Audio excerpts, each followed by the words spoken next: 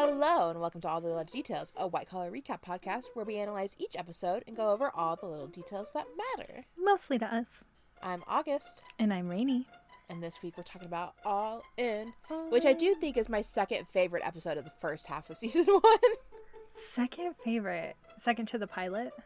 Maybe third then. Okay. Depends on where you put Freefall.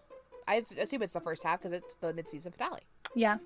Freefall's definitely like pilot and then Freefall for me, and then the pilot just also is such a standalone thing that I always forget to like incorporate it with the listings. That's because I'm like, yeah, there's the pilot. Obviously, that's not part of like the pilot's just on its own. It's so different than everything. It really is. It's in its own tier. I'm like, there's the pilot and then there's season 1. I agree with that. Right. You want to give us our summary? Sure. All right, so Peter and Neal get called in to help find a missing FBI agent who was working undercover in Chinatown. He was working for a man named Lau, a money launderer who runs an underground game of Pai Gao. Neal gets an in with a woman named Mei Lin, who turns out to also be an undercover agent, but she's working for Interpol. Mei Lin tells Neal that she has information on Kate, but that she'll only give it up if he throws the case for the FBI and lets Interpol win with Lau.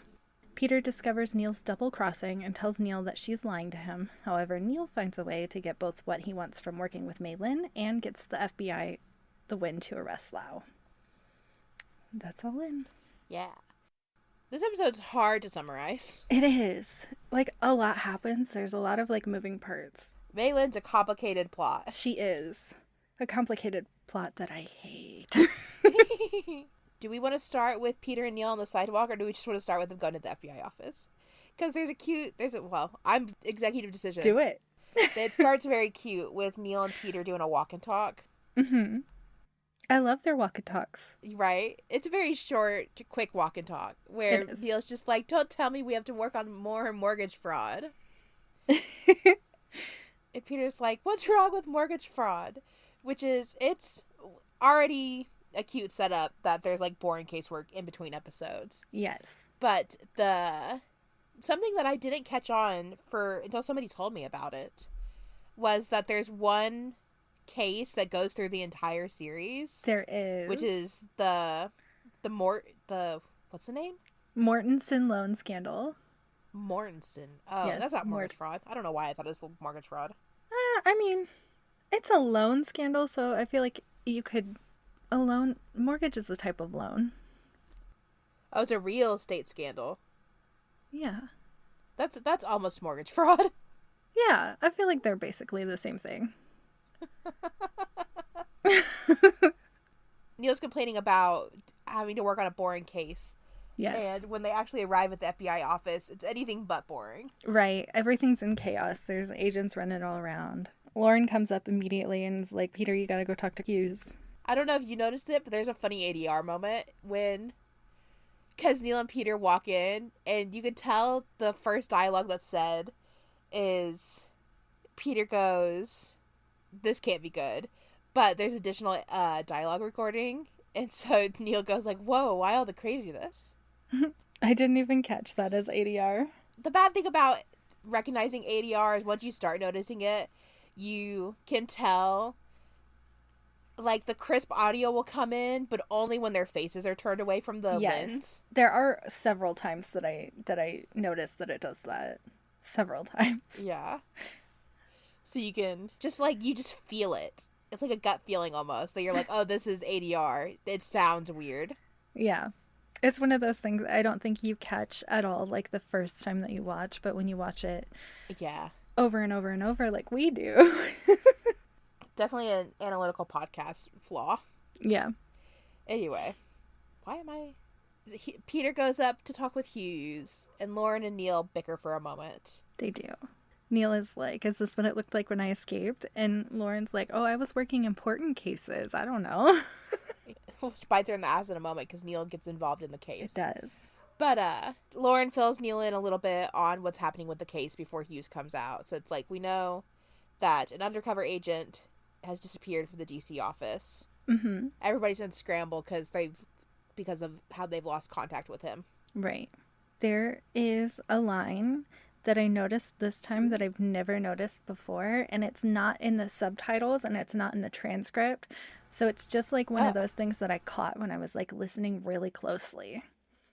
But when it shows like Peter talking to Hughes, Hughes says, "We need somebody who understands money laundering," which is like in the subtitles and in the transcript. But right after that, I'm pretty sure Peter says, "We don't need him on this case." And he says it like very emphatically. And I just like that I clocked that, because the whole episode, he's clearly very, very, very concerned for Neal and does not want him to be on this case. This episode is very much concerned Peter the whole time. That's in my notes a couple times. He's just worried about him. He's concerned for him. Yeah. He's protective of him. He's very protective in this episode. And Neal doesn't help much by doing everything risky. Yeah. Yeah, Peter, and it's interesting now that you say that, because Peter's clearly in a mood when Neal comes into the office. Yes. Let me get my transcripts right. He's just speaking very low and like kind of hushed. He's just like being much more quiet than Hughes is. Yeah. And much more like business-like, I think. Like he's just laying out all the facts and telling Neal about the case. And Neal is just like, okay. Yeah. Neal asks, why are they filling him in and all this information? Yes. And Hughes goes, Nicholas Halden. And Neal just goes, who? Who? And I like this part from Peter because he just kind of mumbles isn't quite the right word. He just like under his breath kind of goes, cut the crap, Neal. Yep. He doesn't even look up. He's just like, cut the crap, Neal. Yeah. And it's definitely like a distant Peter almost. Yeah.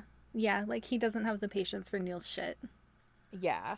Hughes and Peter reveal that they know everything about Nicholas Halden, who is one of Neal's aliases. Yes. Neal's first alias. Yeah. Lots of contradicting things between Nick Halden here and the Nick Halden we come to know. That's true. Don't look too closely at it. But it's another good line from Neal is like, well, I might have heard of him. Are you willing to offer him full immunity? Yes. I love Neal talking about his aliases like they're separate people. Yes, me too. It's one of my... I actually have that later because he mentions... We hear about another one of his aliases. Steve Tabernacle. Yeah, and I love the way that Neal talks about his aliases like they're all like distinct, separate personas. Yeah. It's such a good little detail to me. Right. He's keeping them all alive. And the way that Peter just like smirks when Neal is like, are you willing to offer him full immunity? He just like smirks and looks up at Hughes. Yeah. And he's just like, whatever, I don't care. Right. More important to get the guy that has their agent. Yeah. I also love they give Neal the lowdown on how he's gonna learn how to play Pai Gow and get in on this game. And Neal is just like, well, Pai Gow's not my game. And Peter says, make it your game. Like, he just has full confidence that Neal can not only pick up, but master this game within the 72-hour window that they have before they lose Lau. Like, enough for him to be able to both win and lose on purpose. Right. I love that. I love the confidence that he has in him that he can do this. I also love the show very rarely, especially after season 1, lets Neal fail at things and admit to being bad at stuff. Yeah. He's just good at everything.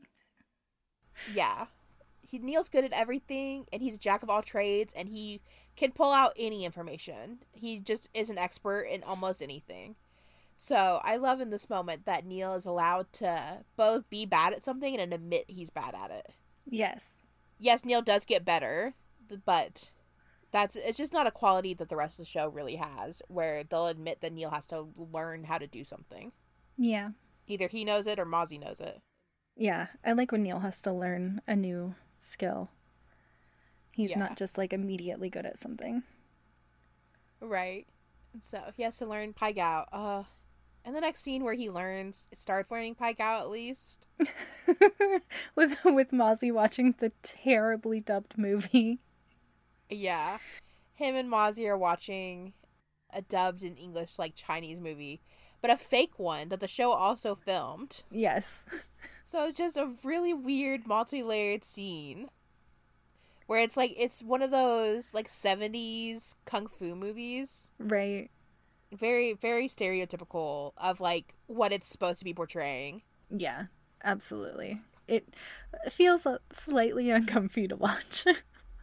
Yeah. It's definitely 2009 humor. Yes, absolutely. Neal is like talking about he's like, how do they know about Nick? And then they talk about his other alias, Steve Tabernacle, and then Neal is trying to figure out like what the man with the ring wants from him, like, because Kate said in the last episode that he wants something that he stole. And he's like, well, what could it be? And I just love like the list of things that Neal has stolen. They just start naming off so much stuff. Yeah. There's like Washington's love letters, and Mozzie's like, I don't even know why you took those. And Neal's face, he's like, what do you mean you don't know why I took them? Right. He's such a romantic, and it's very cute. Yeah. And they mentioned like a painting and something else. Oh, Poe's Tamerlane book? Yeah. I don't know what that is. We're gonna Google it right now. Okay. Oh, Edgar Allan Poe's debut collection, Tamerlane and Other Poems. So I guess it was like a first edition or the original. Probably. That's interesting. Well, that's neat. Mozzie does mostly teach Neal how to play. Teaches him the basics and what he needs to know to both win and lose. Yes. Because he needs to lose to get Lau's attention. Yes, he has to fold like when he has a good hand. Right. To show, as a way to show Lau he's like interested in something else. Right. He wants to do more business with him or something. Right. There is a funny line where Mozzie like tells Neal to watch something important's gonna happen. And the movie references a death tile. Yes. And Neal's like, there's a death tile? And Mozzie's like, no. But that's important because later Neal's talking with Peter. And again, like, Peter's all worried, like we said, and Neal mentions the death tile and just, like, walks away. Right, and Peter, like... Peter be all worried. He's like, wait, what? Yeah, poor Peter. Poor Peter.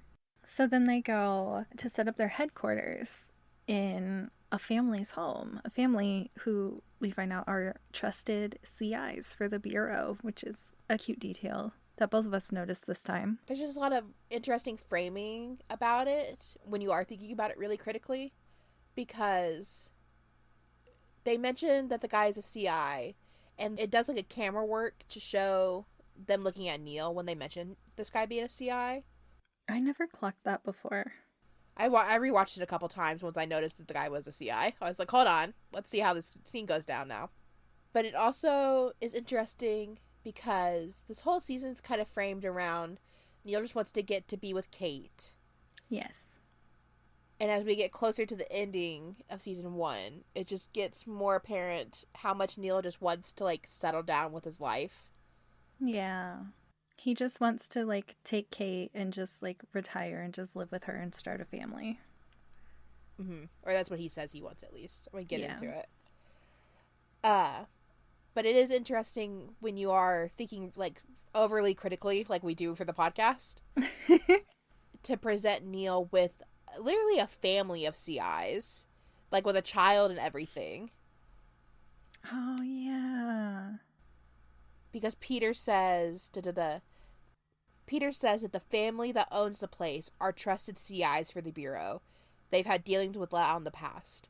Which kind of implicates, and I'm overthinking it, but kind of implicates that it's not just the husband who's the one we interact with in the episode, but it's also, assumedly, his wife. Yeah. And so it's just interesting to think that Neal, like, it's the first kind of breadcrumb that Neal could have this life. Yeah. Working with the FBI and settling down. And not only just being a criminal, but getting roots established beyond that. Yeah. I've never noticed that detail before or thought about it that way before, but it's really, like, now that you bring it up, it's a sweet thing to point out. Yeah. Just a fun moment to hyperanalyze. Yeah. I love the detail that they included of all of the agents taking off their shoes as soon as they go in, just like respecting that culture and that. Right. Because the whole investigation's going down in Chinatown. Yes. And so they're working with Mr. Tuan and his family, who are also Chinese. And so they end up taking their shoes off to enter the house because that's what's respectful.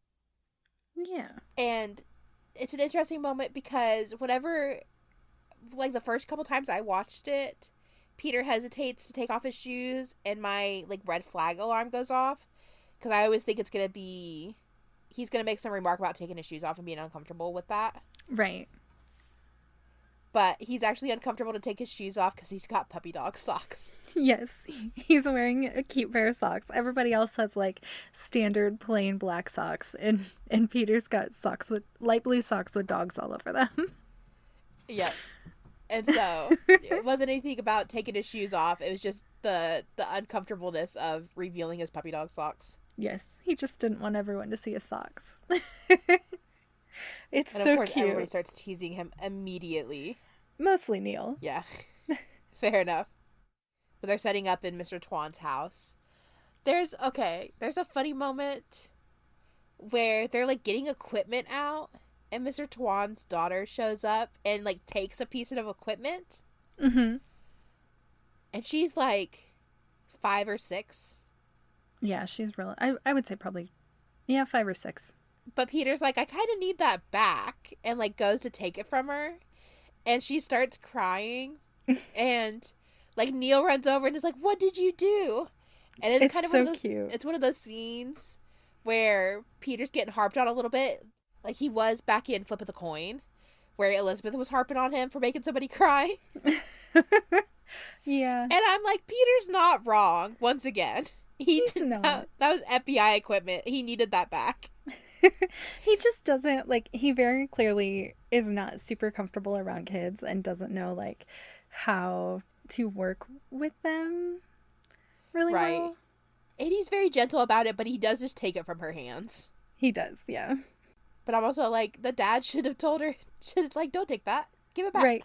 He just watched. He just let Peter make his daughter cry and then let Neal do a magic trick for her. Yeah. But Neal comes in and saves the situation because he's very cute. And he's very kids cute. love magic tricks. And Neal is so good with kids. He's so good with them. I love that. Yeah. He comes over and gets Peter to take his wallet out. No. He makes one of Peter's business cards disappear. Yes. But Peter makes a joke. He's like, every time he makes something disappear, I instinctively look for my wallet. And he pats his wallet pocket and realizes his wallet's gone. And Neal just, like, looks down and just holds it up. Yeah, very sheepishly pulls it out of his own pocket. Yep. Oh my god, it's such a good scene. It's so good. Every bit of it's so funny. I love it Everything so much. from Peter revealing his socks to that moment. Excellent. Yes. Hard agree. So they take Neal to get his fake watch that is going to be his new tracker and his recording device. Yeah, they go downstairs because Mr. Tuan owns a restaurant. And so they're, like, setting up Neal at the restaurant. Yeah. But they're, like, setting up in Mr. Tuan's apartment to, like, have all their, like, equipment and everything so they can monitor Neal. Yeah. So they're just getting ready to send Neal out on the ground floor. They take off. Lauren, like, grabs his leg. Yeah, she, like, manhandles his leg and, like, pulls it up and sets it on a chair, like, kind of roughly. Yeah. He's still standing and everything, and she just, like, yanks it. Yeah.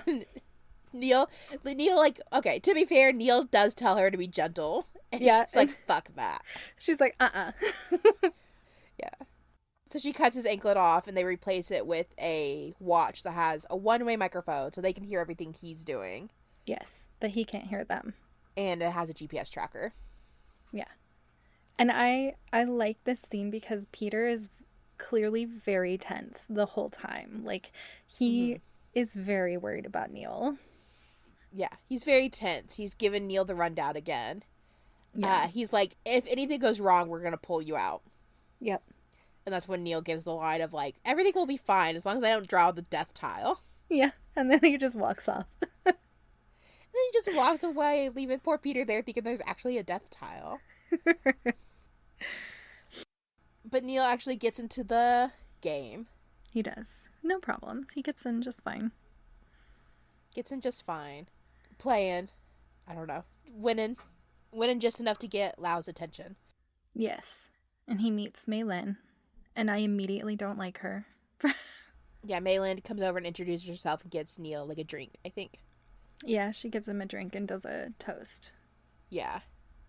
And while there's, like, a kind of montage of Neal playing games and stuff, there's a cut to Peter and Mr. Tuan again.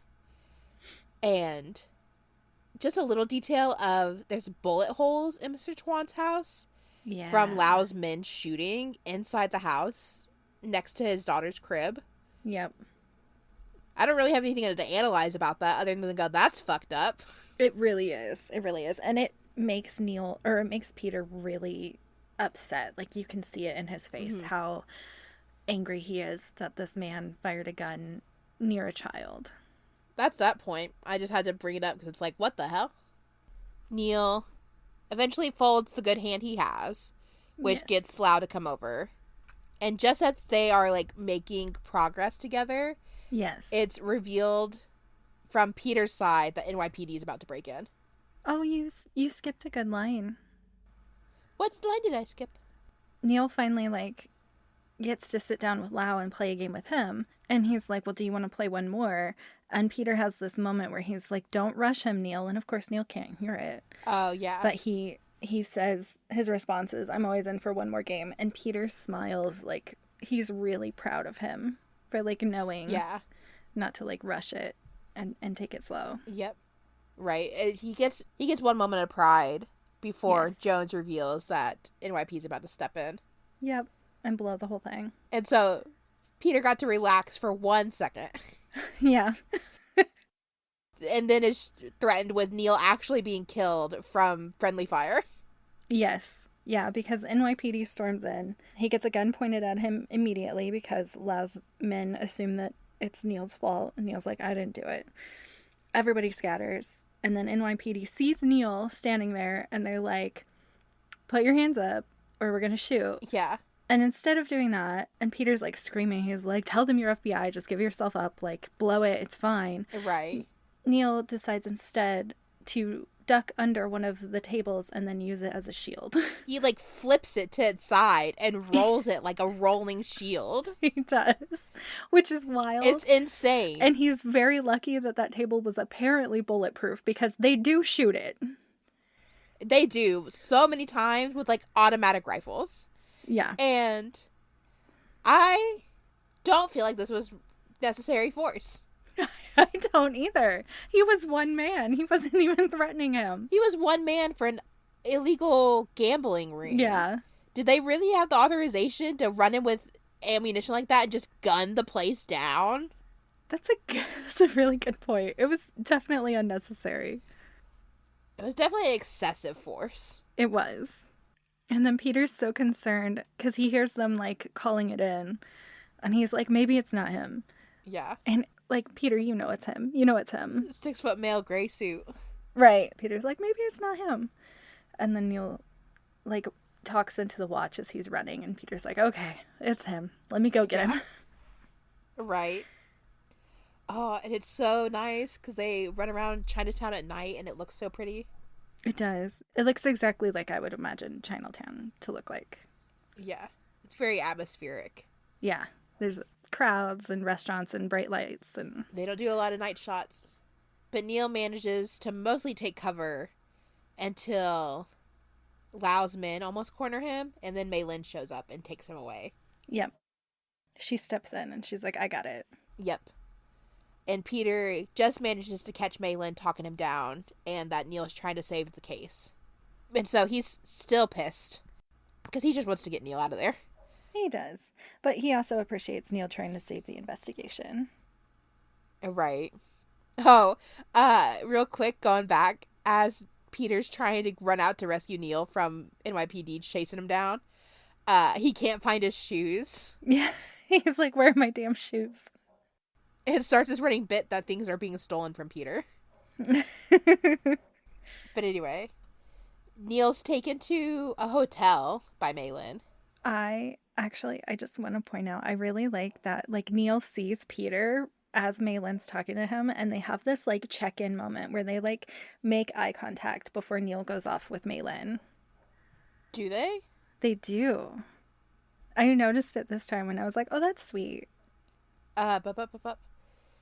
Neal and Maylin go back to the hotel, and she is like, Lau thought you were very impressive. He didn't want, like, you to get fucked over right now. Yeah. He wants to finish his business deal with you. Yeah. And while they're talking, Peter gets a phone call from Elle. No, Peter calls Elle. Because he knew that Neal wasn't going to leave Chinatown, and so he has this moment where he's like, if Caffrey doesn't leave Chinatown, then neither do we. We're going to stay here all night to make sure that he's okay. Very cute, but it does mean he has to call his wife and tell him he's not coming home. Yeah. And Elizabeth just answers, going, another all-nighter? Yep, she just knows. She just knows. She also immediately knows that there's something up with Neal. Right. Just by, like, Peter's tone, his attitude. Yeah. Which is, to be fair, it is Neal. It is Neal's operation. It is. So it's understandable that if something's gone wrong with Neal, something's gone wrong with the case. Yeah. Or vice versa. Yeah. But we get a line. Ooh. That I really love. Yeah. Because Elizabeth is like, you shouldn't worry about him. He respects you. And Peter says, I think you're overselling our bond a little bit. And Elizabeth, no hesitation, says, I don't. Just like plain confident, I don't. Yep. We're 6 episodes into the series, and Elizabeth knows that they're bonded. They have a bond. They've been bonded since before the audience has been introduced to them. They've been bonded since they met outside that bank. Yep. But it's just the whole... It almost gets into the trust thing, but swinging it around to respecting Peter. Yeah. Neal isn't going to do any funny business because he respects Peter. He does do funny business. He does. But he also very clearly does respect Peter. Yeah. Well, because Maylin is, like, trying to get him to flip on the FBI and, like, blow the investigation. And Neal takes a lot of convincing because he's like, I don't know if you noticed, but the Bureau and I are kind of pals lately. I can't flip on them. Like, he is being loyal. And then she's like, I know about Kate, though. And then Neal's like, well, fuck, okay. Right. The one thing Neal's more loyal to than Peter is Kate. Yep. Maylin also reveals herself that she's working with Interpol, and that's why she's trying to get Neal to flip. She says in this moment it's because Interpol's going after Lau's boss. Yes. And if they catch Lau now, they won't be able to get him. Yep.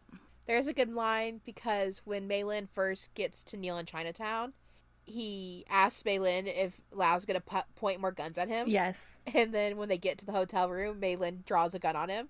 And Neal's like, I'm tired of guns being pointed at me. Yes. He's so sick of it. He's so sick of it because he hates guns. Poor baby. But he also, Maylin pointed a gun at him. The NYPD pulled a gun on him. And one of Lau's men pulled a gun on him. So he's had at least like 7 guns by multiple people pulled on him within like 10 minutes. Yes. And he is done with it. He's done with it. He doesn't want to be threatened anymore. Poor Neal. Poor Neal. But Maylin also smashes his watch. She does, so that the FBI can't listen. But then it cuts to the next morning. Peter's been waiting all night for Neal.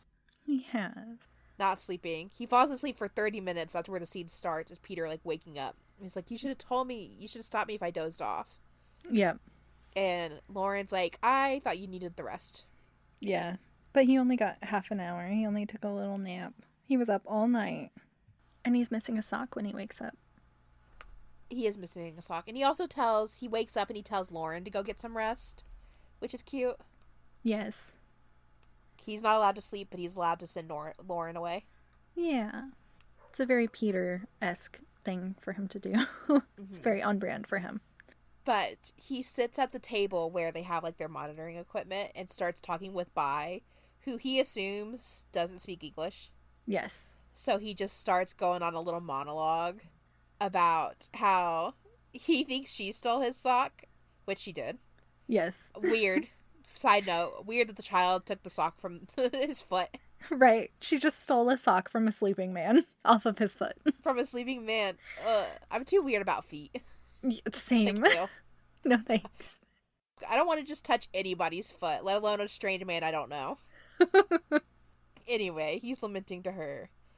And he's like, you're gonna end up like Neal if you just keep taking things. And he starts like complaining about Neal. He's like, he's unreliable. He never listens. Mm-hmm. And then he's like, but it's not like I'm worried about him. Yeah, I'm not worried about him or anything. I just feel responsible.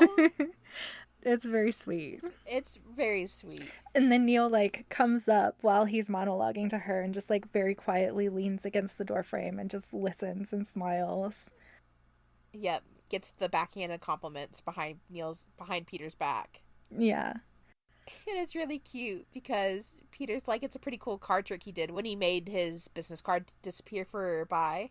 Yeah. And Neal's like, well, it's nice to know I'm appreciated. And Peter tries to bluff. He's like, I knew you were there. Yeah. He very clearly did not know he was there. Very clearly, but he's like, no, I'd compliment you like this to your face. Mm-hmm. And also Neal reveals that Bye speaks English. And she just goes, you're weird. It's so cute. It's so funny. She just sat there patiently listening to Peter's weird little monologue and then just goes, you're weird. And runs away. You stole his sock, Bye. You're one to talk. I love Bye. I love her so much. She's great. Excellent character. So good. There's also a cute moment because Peter says, like, I was supposed to be told when you left the hotel. Right. And Neal's like, oh, I told them not to call and wake you. You're grumpy when you don't get your beauty sleep. Yeah. And he says that he hitched a ride with one of the guys that Peter had posted outside the hotel. Mm-hmm. So it's cute that Neal managed to persuade the guys to not call Peter. It just shows a good dynamic that the whole team has, where it's like, no, Peter's too tired. Let's just go back. And they trust Neal enough to take his word for that. Take his lead. Or Neal is just charming enough to pull it off. Maybe. I like the idea that it's all the same FBI team going. Yeah. People who understand that Peter is cranky if he doesn't get his beauty sleep. And also that he'd probably been up all night worrying about Neal. Yes. Oh, and then Lauren comes back in and reveals that it was Malin who tipped off NYPD. And Neal acts so surprised, but he does such a bad job at it. Yeah. He's definitely very obviously trying to get them off Malin's trail. Yeah, but he's doing a bad job at it, which honestly, like, kind of bothers me a little bit because Neal is a very good actor. Yeah. But they're showing him not to be at this particular point because I guess they really need us to know that he's trying to work with Malin. Right. It's hard to feel like he's betraying the team in this, but he kind of is. Yeah. Like, I don't want to say he is, but he is throwing the investigation a little bit. Yeah, he did agree to try to throw the investigation so that Malin can take down the bad guy. I think if he didn't think that they were still going to take down Lau, I don't think he would have agreed. But also, like, Kate is a very powerful motivator for him. Right. And, yeah. Like, it's definitely one of those things where he's like, well, he thinks Lau's going to get taken down eventually. Yeah. Whether or not the FBI does it. Yeah. He is technically flipping on them to work with Malin. She did convince him. She did. It didn't take a lot of convincing. No. Not for Kate. But it doesn't work. They still want to investigate Malin. They do. So they decide to go and talk to her coworkers. Neal and Peter and Lauren are all, like, hovering on the corner. It's raining. And they're watching Malin's coworkers, like, where is this place? Is it, like, a restaurant? Oh, I don't know. Hold on, let me look at it. I don't know either. Oh, the sign's in Chinese. I cannot tell you where they are. Well, they're somewhere in Chinatown, apparently talking to Malin's coworkers. And Peter's just, like, watching them. And he gets this brilliant idea, and he just, like, walks up to them and starts, like, trying to ask them questions, but acting like a bumbling FBI agent. He's like, okay, one at a time, because they all start like yelling at him in Chinese, and he's like, slow down. Does anybody speak English? Please, like, talk one at a time. Do you know where she is? Talking very slowly. Yeah. Yeah. And Neal is like standing there with Lauren watching him do this, and he's like, that's the guy who caught me, right? And Lauren says, that's the guy who caught you twice. And Neal is very clearly just like, okay. Right. But then Peter comes back. And he's like, that's how it's done, huh? And Peter says, yeah, that's how it's done. And he pulls out a tape recorder from his pocket. And he's like, it's amazing what people will say when they don't think you speak their language.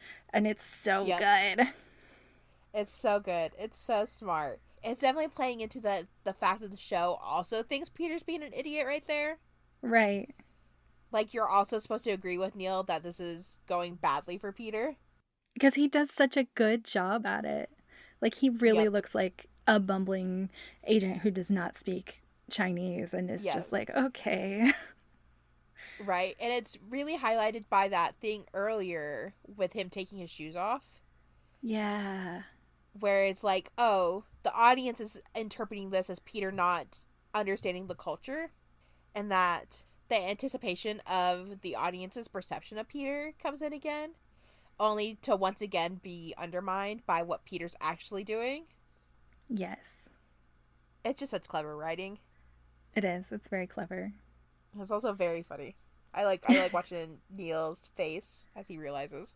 Yeah, it's very good. He's like, okay, all right, I stand corrected. Yep. So they go back to the office because they're supposed to have a translator meet them there. Mm-hmm. And the translator's late, and so Peter's like, all right, well, let's just listen to it, see if we can pick anything up. They can't. It's just a bunch of, women yelling in Chinese, and he can't make out any of it. Right. But Bai just shows up and just starts laughing. And she's like, one of them said a bad word. And Peter is like, he has a light bulb moment. He's like, come here. Yep. And he just makes Bai translate for them. He's like, come here. And he puts the headphones on her and has her like write things down. And at one point she's like, they think you're stupid. And he's like, leave that part out. It's so cute. They start going through more information on Mei Lin and pulling out like files and stuff, and they discover a warehouse that she also works at.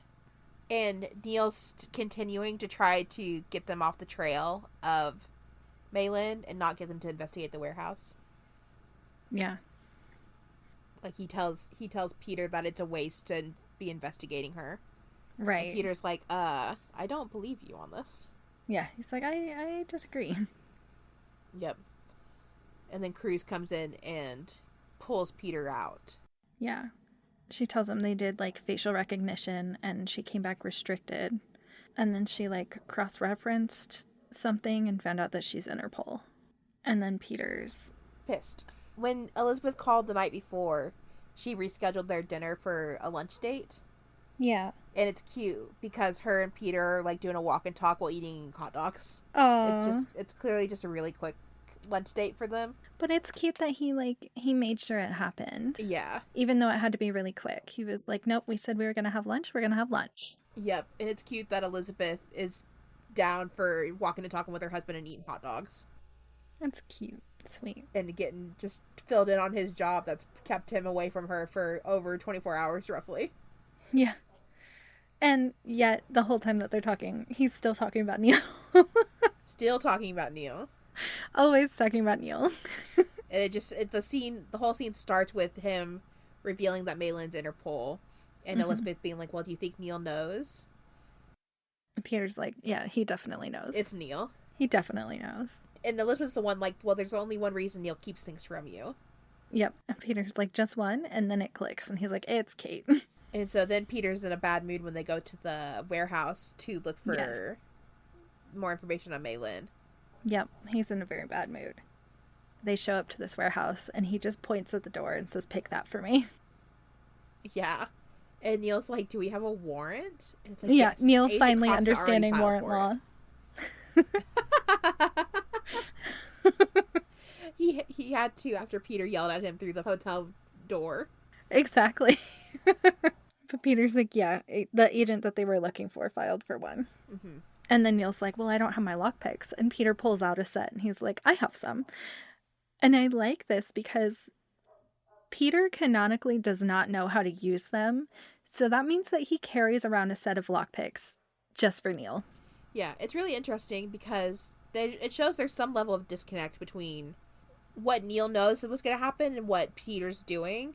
And clearly Peter was keeping information from Neal going into this investigation or this part. Oh, see, I thought that Neal didn't bring his lockpicks on purpose because almost all of the time we see, like, he just has them on him. He just keeps them on him normally. Oh, that's fair. That's a good So I thought that he didn't bring them on purpose because he was trying to impede the investigation. And then Peter's like, yeah, I've got some. What a coincidence. It's also one of those season 1 things because I don't know if it's established at this point that Neal does carry lockpicks on him. I mean, he says, I don't have my picks on me. Right, but it's not super routine yet that Neal would have his lockpicks on him. Like, he just knows, he just didn't anticipate bringing them. Okay. As he would have if Peter had told him, hey, we're going to go look at this place with a warrant. Neal might have, I don't know. I can see that, but I also feel like it's something that Neal just has because he likes to be prepared because he never knows when he's going to need to pick any lock. Yeah. It's fair. I like the idea that Peter was not telling him what they were investigating because he was being suspicious of how Neal was throwing the case. I agree. I don't think he told Neal where they were going at all. Yeah. Okay. They get into the warehouse, and this part makes me laugh, Rainey, because they're immediately suspicious. And you know why they're immediately suspicious? There are scuff marks on the floor. There's scuff marks on the floor. Oh my God. In a warehouse? No way. No way. Something's gotta be up. There can't be scuff marks on the floor in a warehouse. Something's gone wrong.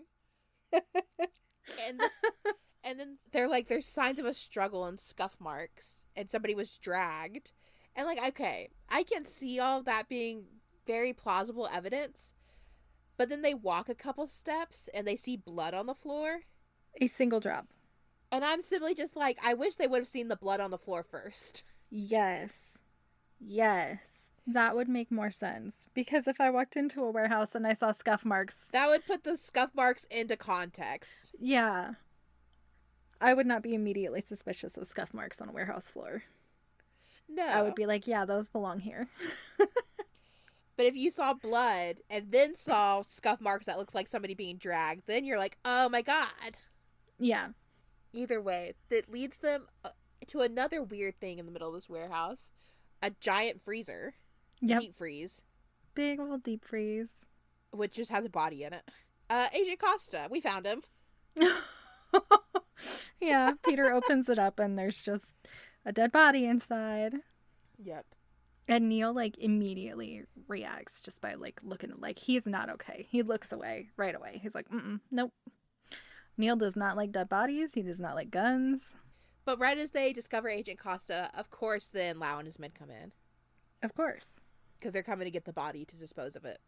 Yep.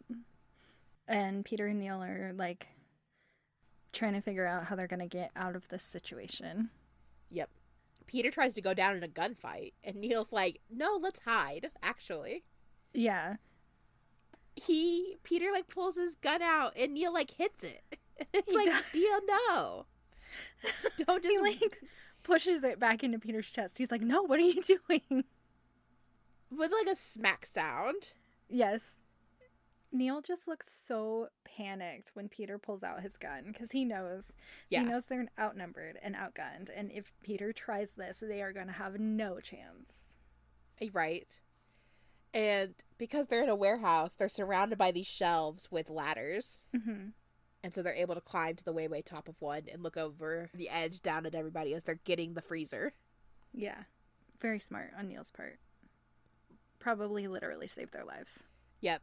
And it's interesting because they get back down and Peter's pissed. He's like, we just let him walk right out the door. And Neal's like, would you rather be dead? Right. He's got a point. But Peter's pissed at this point. He's boiling over. Feels like, even though Neal made the right decision here, it was just the final straw of Neal, like, dictating how the case went. Yeah. Peter drags him back to the Burks to I was gonna say rail him. That's not what I mean.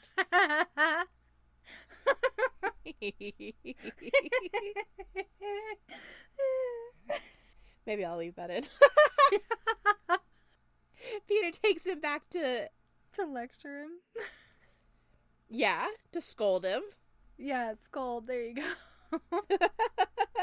And it's another one of those interesting moments where Neal's like, I never lied to Peter. Yeah. And he's sitting on the couch talking with Elizabeth while Peter, like, angrily paces like a bull.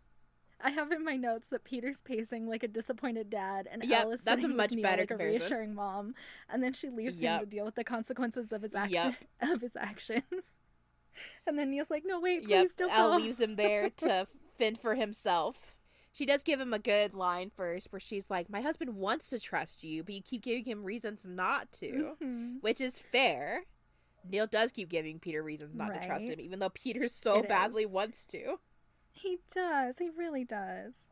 So Elizabeth leaves Neal on the couch, and Neal is just sitting there, and he knows that he's in trouble, and he just looks at Peter, and he's like, "So what now?" And Peter's like, "Well, now I can't take you off the case." And Neal says, "I wasn't talking about the case. He was talking about them." He's very concerned about how he's disappointed Peter now that he's been caught. He is, yeah. Because he didn't want to. He didn't want to be caught. He did want to help. He did want the information from Kate. He did want the information from Kate, but he also did not want to betray Peter like this. But Peter just asks, like, what did Interpol promise you? Did they promise to give you information on Kate? Yeah. And Neal's basically just like, what else was I supposed to do? Yep. And then Peter points out, like, she's obviously lying to you. She doesn't have shit. You can't trust her. Yeah. Neal lets Peter know that she wanted him to blow the investigation because she said that they're after Lau's boss. And Peter's like, Lau doesn't have a boss. What she's really after is if they arrest him on Chinese soil, they get $500,000 more in funding. Yeah. So really all she wants is money. She wants you to blow this investigation and not get justice for the dead FBI agent so that she can get more money. Yep. It's so interesting to me because as the show goes on, we meet so many corrupt agents. It's such a running theme that's never addressed truly in the show. Not agents specifically. Right. Like, corruption is addressed. Yes. But not how Neal's just constantly running into corrupt agents. Every season has at least one, if not multiple. Yeah. Season 1 has, now we have Mei Lin, we get Fowler, and we get Rice. Oh, and Ruiz somewhat. He's not really corrupt, but he's a bitch. He's an asshole, yeah. And so it's really interesting to me that Mei Lin is she's so corrupt in a way that's, like, almost expected of these kind of people. Okay. That Neal, she, like, when she first is talking with Neal in the hotel, Neal's like, oh yeah, it's a turf war between you guys and the FBI. And here it's like, oh, well, obviously they want to get more funding if they catch the guy. Right. And it's just these levels of corruption that are, like, that just seem so par for the course. Yeah.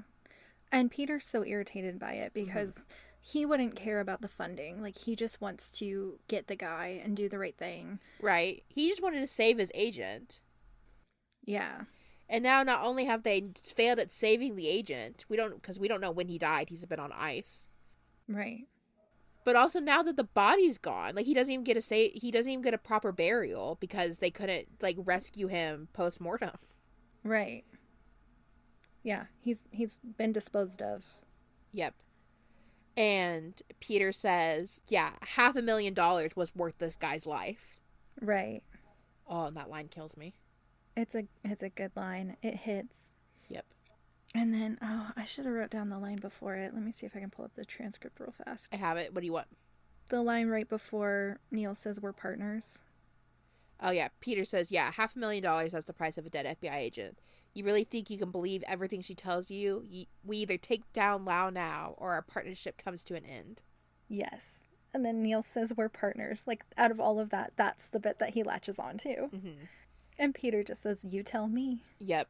And so it's all on Neal now to redeem himself. Yes. Yes. Yes.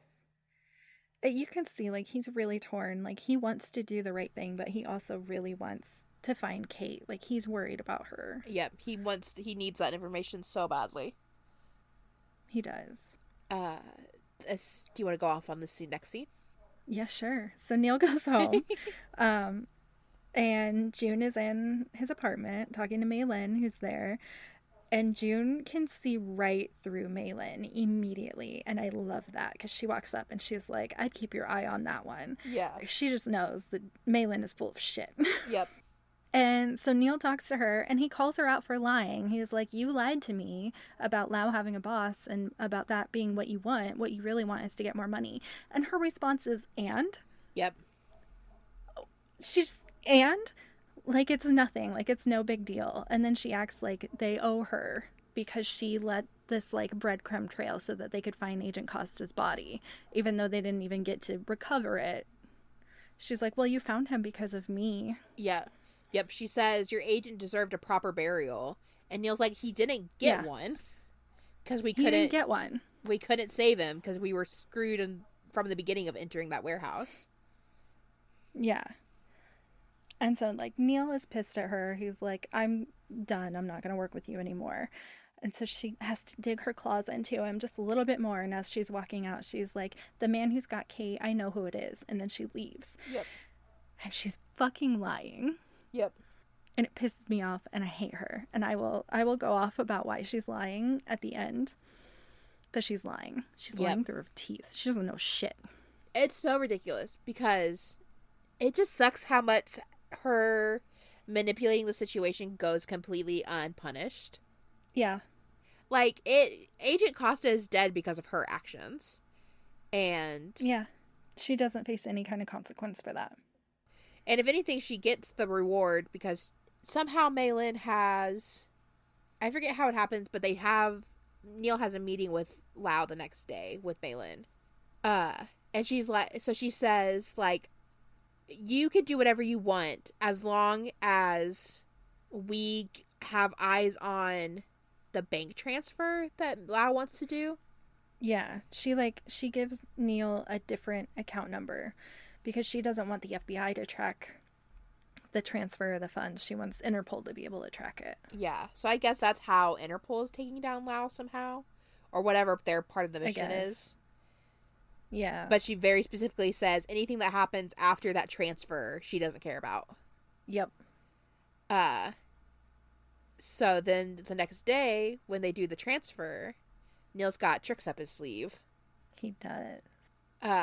Because everybody's after the transfer money now. Peter tells Neal they're in the surveillance van, and he's like, "We're just looking for the dirty money. We just need the bank transfer to happen." Yeah, so that they can track it, and then somehow that'll help them take him down. Yep. And it is cute because Peter was so mad in the last scene that we saw him, and Neal's still like puppy dog eyes apologetic. Yeah. Peter's like giving him the rundown and everything, and Neal's like, "I will, Peter. Like, I will follow the rules." Yeah, Peter's giving him the watch, and he's like, you hit this button and it'll turn it off so that when they scan you, they won't know it, and then you got to turn it back on, and he says, you damn well better turn it back on. Mm-hmm. And Neal is just like, I will, Peter. Yeah. Like, very, like, demure. Yep. Peter's still obviously mad, and Neal's still obviously apologetic. But right as Neal's about to get out, he's like, is there anything else? And Peter goes, yeah, good luck. Yeah. And so it's really sweet because even though Peter's pissed, he obviously doesn't want any ill will to come to Neal. And he's still worried. Yeah, he's still obviously very, very worried about Neal going in with this dangerous man. Yep. We get a smart Neal moment because he joins Maylin in the elevator and she tells him the new bank account info, not the FBI bank accounts info, to transfer the dirty money to. She's like trying to make sure that he's got it, and she's like, repeat it back to me, and Neal just looks at her and he's like, I got it. Yep. It's like, don't Don't question me. I got it. Yep, and he's also sick of her by this point, so he's being very cold to her. He is. Yeah, he's done. Neal turns his watch off as soon as they enter the elevator, so the FBI doesn't know all about this double layer, extra double crossing thing that's happening. Right. He does the deal with Lau, gives him the Interpol number, and it's like all tense for a second.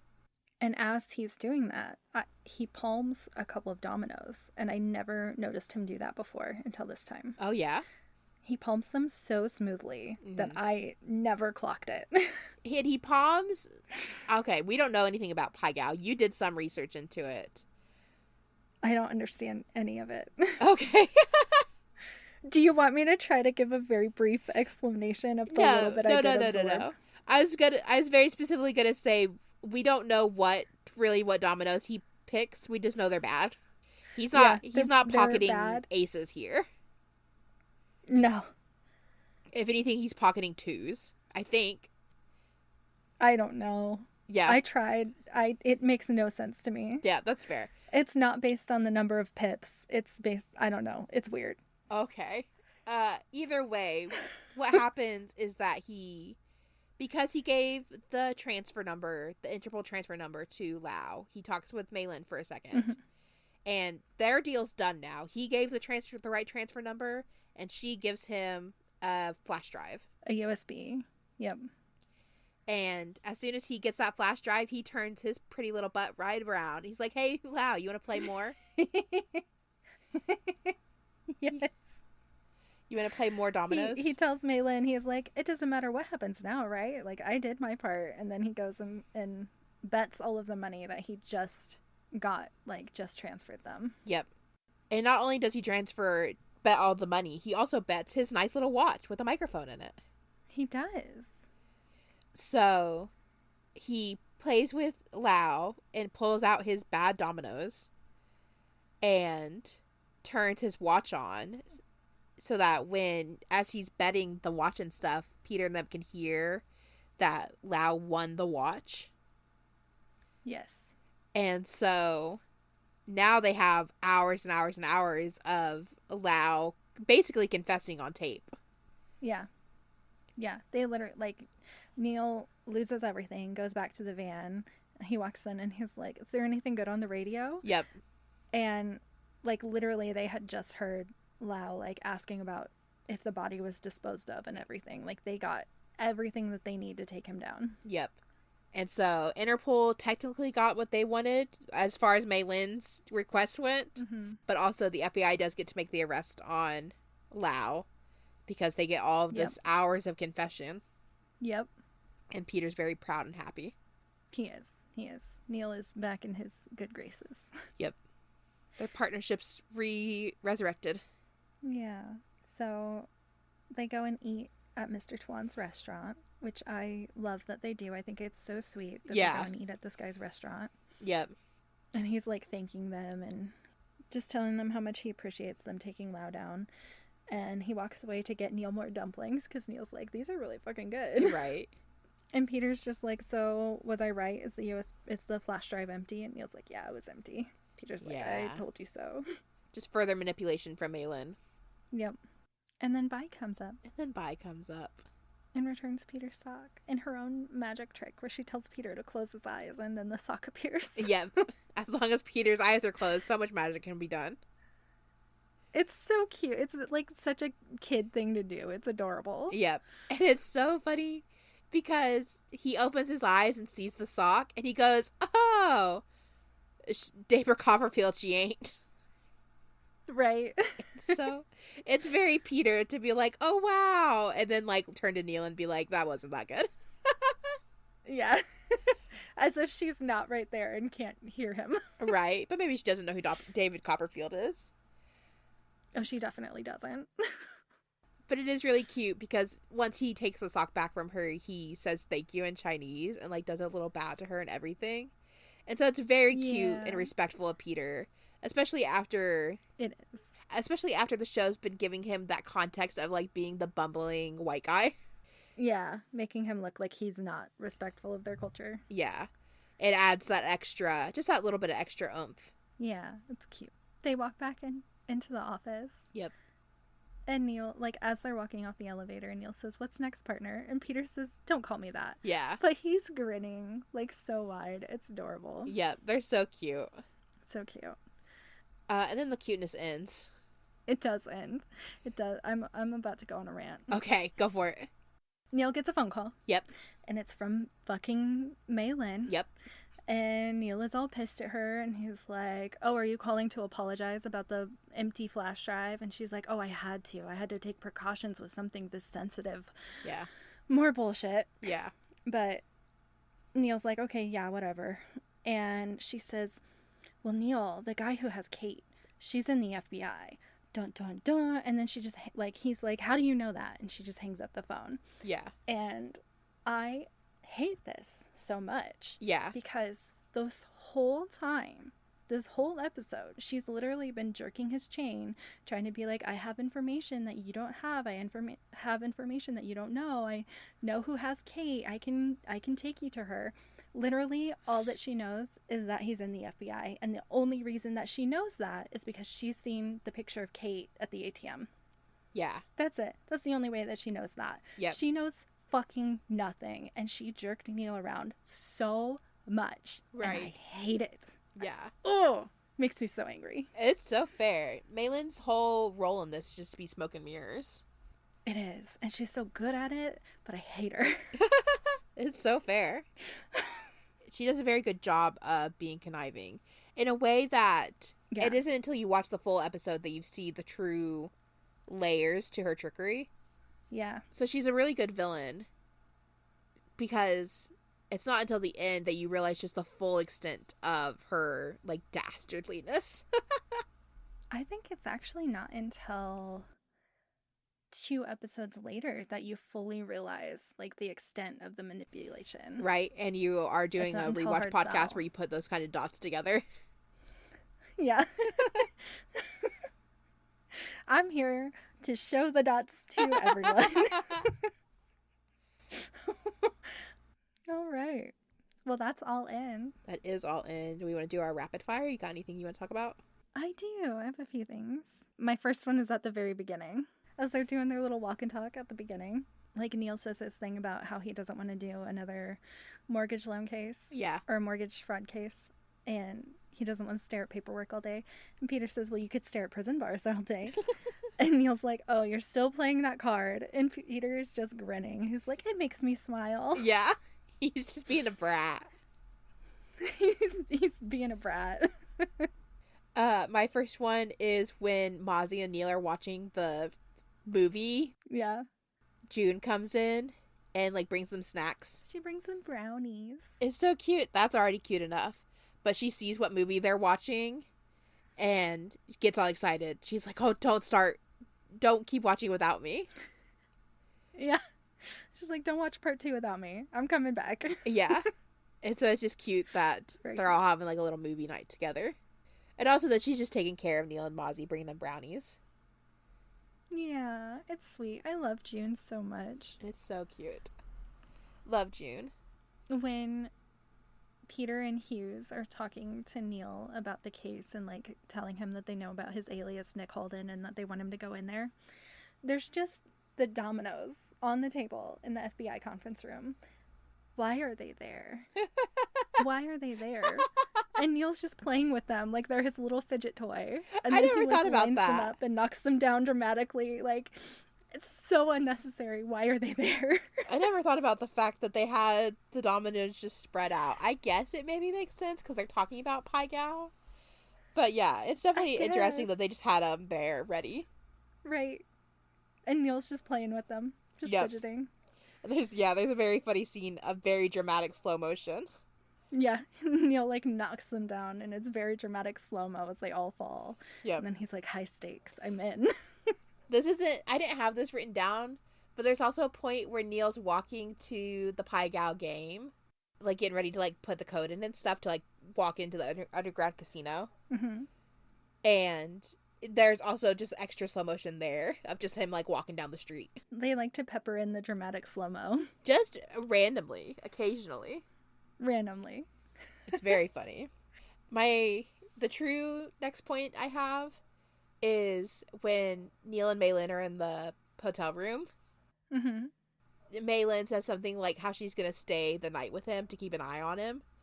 And Neal's like, well, Yes. there's only one bed. There was only one bed. There's only one bed. It just makes me laugh because it's such a fan fiction trope. I like that he says it so expressly. Just in the same scene, she tries to get him to drink something. I don't know. Alcohol of some kind. But he won't take a drink of it. And she's like, it's not drugged or poisoned. And then she takes a sip of it. Yeah. And I like his apprehensiveness to not drink it. Oh, me too. She comes off just untrustworthy from the start. She just comes off like slimy. Yep, it definitely feels like he's trapped in a hotel room, being pressured to drink something. With only one bed. With only one bed. one bed for him to die in. Jesus. Poor Neal. Anyway, my next point is all the way at the end, like when they're doing their deal with Lau and Neal like finally turns the watch back on and like puts it in the pot for the dominoes so that he can lose it and make Lau keep it. Mm-hmm. He had that watch off for such a long time. Yeah. They played 9 hands of dominoes, and this whole time the watch was off. And Peter wasn't like, okay, it's been too long, we're going in. Right. Like, Peter was just fine with it being off for so long. That's fair. I had the same thought, where it's just like, why? So much time must have passed. Like, in season 3 when that happens, Peter's like, he has 60 seconds. If it doesn't come back on, we're going in. Right. And Lau's clearly killing people. Right. Just chilling in the van for so long. So long. And then my very last point is when Neal turns his watch on, as you were talking about, after 9 hands of Pai Gow, they're all sitting in the van listening, and they're like all excited because the sound came back on. Yes. And Peter's like, what the hell is that? And there's a beat of silence, and then Joan just goes, it sounds like dominoes. And the line delivery it doesn't sound kills like dominoes. I don't know how obviously he can infer that it's dominoes, but just the way he delivers that line kills me. It sounds like dominoes. It's so serious. It's so serious and it's so silly, and I laugh every time he says it. Yes. It sounds like dominoes. August. Rainy. We made a podcast. We made another one. Oh my god, wait. Yes. There's one fruit bowl in this episode. I keep counting the fruit bowls, and then I keep not writing them down. There were 3 fruit bowls in the last episode. I have to let it be known. I did count the fruit bowls, and I just forgot to say it. 1 fruit bowl this time, and it was on the Burke's table. Yep. It technically makes 2 appearances. I had to let it be known. I am paying attention to the fruit bowls. The listeners need to know. They need to know the fruit bowl rates per podcast. It's important. Yes. It's scientific data. Anyway. Okay. So, next week we will be talking about Free Fall. We will. And then we're taking a break for into January. Yeah. Brief hiatus. And so we're going to take a couple weeks. I'm pulling up the calendar now so I can give better details. Yeah, so we should be back on the 15th. So we'll release one the 11th. This one's going to come out on the 11th. We'll release one on the 18th. And then we won't release one on Christmas or New Year's or the week after. Yep. Okay. And so that's when you get one more week of us. And then sadly everybody's going to have to miss us for a bit. So yeah, people can join us here next week for Free Fall, which will be our mid-season finale. Yes. And we can give a quick Happy Hanukkah as we're getting ready to go into that season between now and the next episode of us. Yeah. Happy Hanukkah to all who observe. You want to give us our outro? I do. You can follow us on Instagram, X, Blue Sky, and TikTok at Alleged Details, or on Tumblr and YouTube at All the Alleged Details. If you want to support our show, have ad-free episodes, early access to episodes, and bonus content, check out our Patreon at patreon.com/All the Alleged Details. Our theme song is titled Allegedly and was written for us by babydollbucky, and our artwork was made for us by Cheyenne Couture. You can find links to both of their info on our Tumblr.